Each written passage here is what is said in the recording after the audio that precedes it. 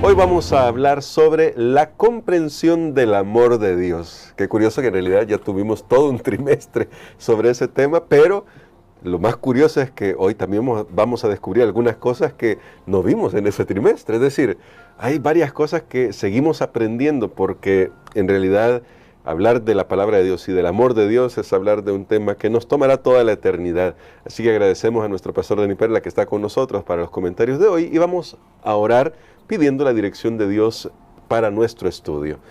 Bondadoso Padre, estamos muy agradecidos porque tu Espíritu Santo está con nosotros para iluminar nuestro camino, nuestro recorrido de tu palabra, y te imploramos, Señor, que nos des un corazón abierto a tu dirección, una mente despierta y dispuesta a escuchar tu voz. En el nombre de Jesús. Amén. Amén.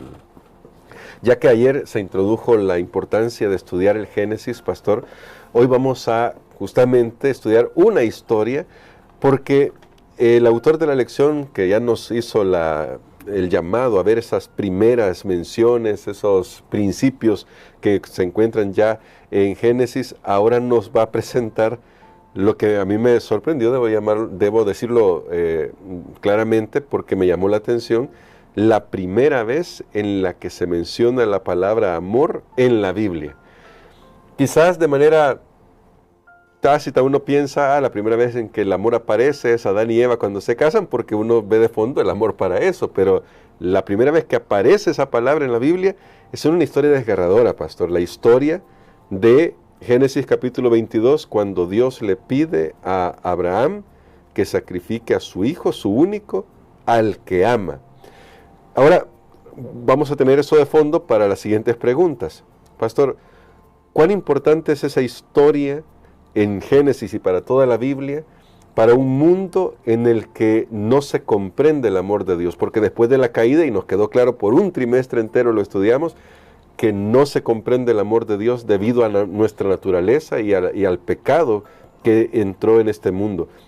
¿Cuán importante entonces es esa historia para ilustrarnos el amor de Dios?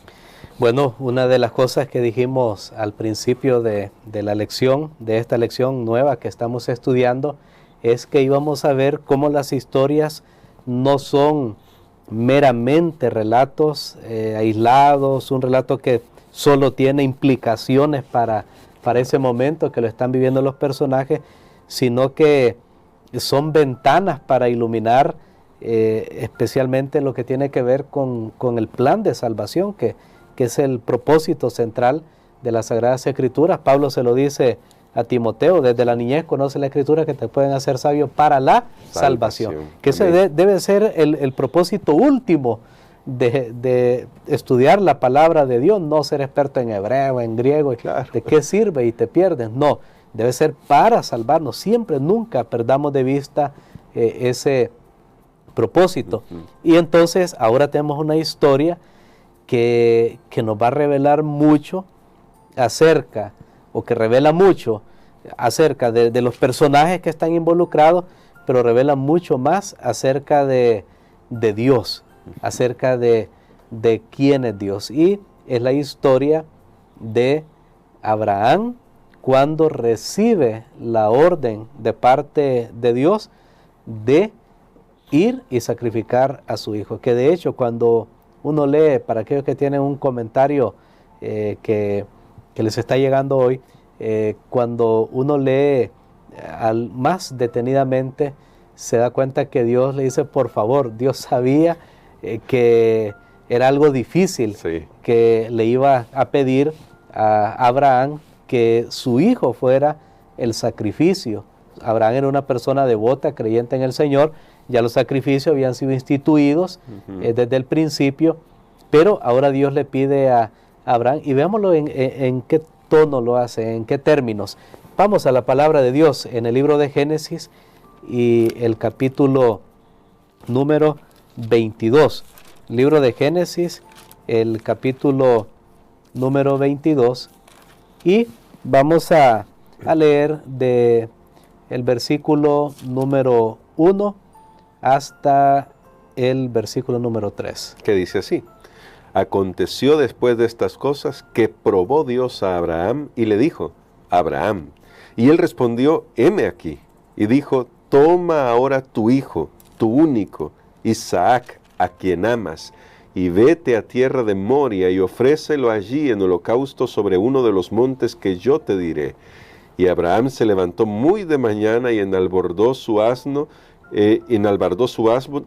y tomó consigo 2 siervos suyos y a Isaac su hijo, y cortó leña para el holocausto y se levantó y fue al lugar que Dios le dijo. Muy bien, para que nosotros no malinterpretemos esta historia y pensemos, tenemos que hacer sacrificio humano. No. De entrada, el autor de Génesis, que es Moisés, el escritor del libro, nos dice, probó Dios a Abraham. Y Abraham, Dios lo llama. Y noten que Abraham dice, aquí estoy 3 veces en este relato. Abraham dice, aquí estoy. Vemos la disposición de Abraham, el hecho de levantarse temprano, se levantó muy de mañana, y indica que es algo voluntario. Aquí no hay coerción, no hay fuerza. Recuerdan lo que estudiamos la lección anterior. Y Dios usa una palabra todavía para acentuar más la orden que le estaba dando y lo difícil de esa orden. Y le dice, toma a tu hijo a quien amas. O sea, no, lastimosamente escuchamos que hay padres o madres que por alguna razón no quieren a sus hijos, pero no era el caso de Abraham. Claro. Bueno, aquí una persona menos, una tortilla más. No, era un hijo amado, pero deseado. Entonces, correcto, habían estado esperando mucho tiempo por ese hijo, pero ahora bien, a quien amas. Uno podría leer el relato y decir, bueno, sí, Abraham amaba a su hijo, pero aquí está el punto que usted estaba recalcando al principio. Cuando comenzamos a leer la Biblia, desde el libro de Génesis, capítulo 1, hasta hoy, recién en el capítulo 22, se usa la palabra amor. O sea, que es parte del verbo de amor. Se usa esa palabra. Ahora, ¿será que Adán y Eva no se amaban? No se amaban, Abel no amaba, Noé no amaba a su esposa y a sus hijos? No, es que noten, claro que hubo amor claro. en esos casos, en esas relaciones. También hubo lo contrario del amor en otros casos que vemos ahí. Sí. Pero Dios preservó, o sea, Dios guió a la mente del profeta, en este caso de Moisés, del escritor del relato bíblico, para comenzar a usar la palabra amor, no cuando alguien va a se casar, aunque yo no digo que ahí no se habló, no se mencionó la palabra, sino que Dios preservó que es hasta esta historia que nosotros hablemos del amor, porque entonces aquí Dios como que nos está diciendo, y claro, uniéndolo con el resto de las Sagradas Escrituras, Dios, como lo vamos a ver, Dios nos está diciendo, mira, es que el amor supremo es el amor sacrificial, es el amor que entrega todo. Wow. Y entonces este versículo nos lleva, hay un eco en la mente, Juan 3:16, de tal manera amó Dios al mundo, y que hizo, dio a su hijo. Entonces ahora noten cómo esta historia, cómo Isaac llega a ser un símbolo de Jesús, que fue el que se entregó por nosotros. Y así como Abraham va con su hijo Isaac, Abraham es el padre de Isaac, pero Isaac es hijo de Dios y va en obediencia a lo que Dios le pide, pero más allá está el cuadro de ese sacrificio de Dios entregando a su propio hijo para quien no hubo, porque en esta historia vemos que hubo una sustitución.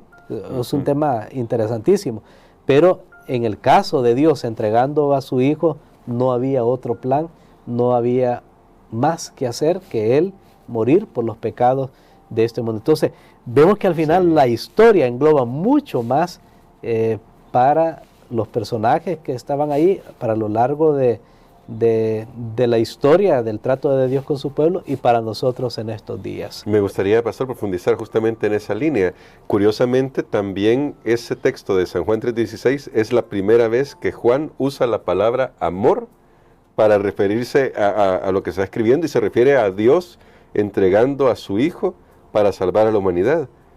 Pero pastor, ¿qué sucede con los otros evangelios? Porque estudiando esta lección, uno ve algunas cosas interesantes cuando aparece la primera vez la palabra amor en Mateo, en Marcos y en Lucas. Sí, mire, realmente yo había estudiado, bueno, este tema de la historia de Abraham e Isaac y había incluso algún sermón, compartí esto en alguna iglesia, pero no me había puesto a pensar, bueno, y en el Nuevo Testamento, ¿será que sigue el mismo patrón? ¿Será casualidad? Y hago entre comillas, Claro. porque no es casualidad, vemos que Dios se está guiando y nuevamente, curiosamente, o más bien providencialmente, Amén. es la palabra que debe ser la correcta, curiosamente para nosotros como humanos, pero providencialmente, Dios otra vez guía al escritor, a los escritores de los evangelios en estos casos, para que reserven esa palabra derivada del amor a la persona de Jesús, porque tanto en Mateo, en Marcos y en Lucas, tiene que ver con el relato del bautismo de Jesús, cuando una voz desde el cielo dice, este es mi Hijo amado. Entonces, ahora ve uno que estas no son casualidades. En Génesis tiene que ver con un sacrificio, un hijo que está siendo sacrificado. Es un hijo amado. Un hijo amado, un hijo obediente. En que voluntariamente se está entregando. En el Nuevo Testamento vemos que inicia hablando también de un hijo, es amado.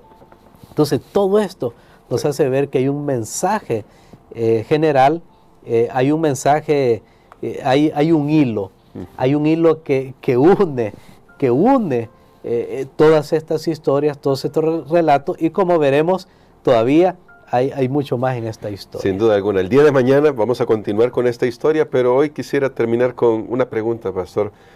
¿Cómo cuando comenzamos a ver el amor de Dios desde esta dimensión, ahora viéndolo en esta acción y el cumplimiento profético que iba a realizarse en Jesús, ahora esto nos invita a algo con lo que terminábamos el trimestre pasado, y es mostrar ese tipo de amor a los demás porque somos los hijos de Dios? Totalmente, creo que Dios desea que nosotros seamos como Él. Seamos Amén. como Él, en el sentido que nosotros también tengamos ese amor puro. Y la Biblia dice, el amor de Dios, dice Pablo, que ha sido vaciado en nuestro corazón. Imagínense, hiciéramos eso una realidad Amén. en nuestra vida. Nosotros comprenderíamos entonces que en el amor no hay cuestión de supremacía, porque en esta historia de Abraham e Isaac, nosotros vemos una sumisión de Isaac.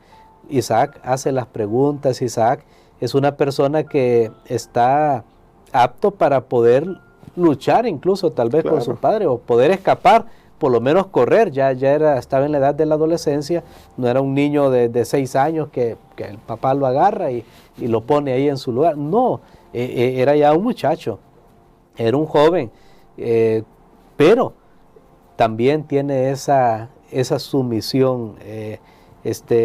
Hay un juego de palabras aquí en Génesis, por supuesto. Ya prácticamente estamos cerrando este repaso del día de hoy, pero a mí me llama la atención cuando ellos se hablan, y precisamente lo recordé por la pregunta que usted hace, cómo deben ser, cómo eso debe influir en nuestra vida. El amor de Dios en nuestra vida, en nuestras relaciones. Miren ese lenguaje tierno que hay entre Abraham y su hijo.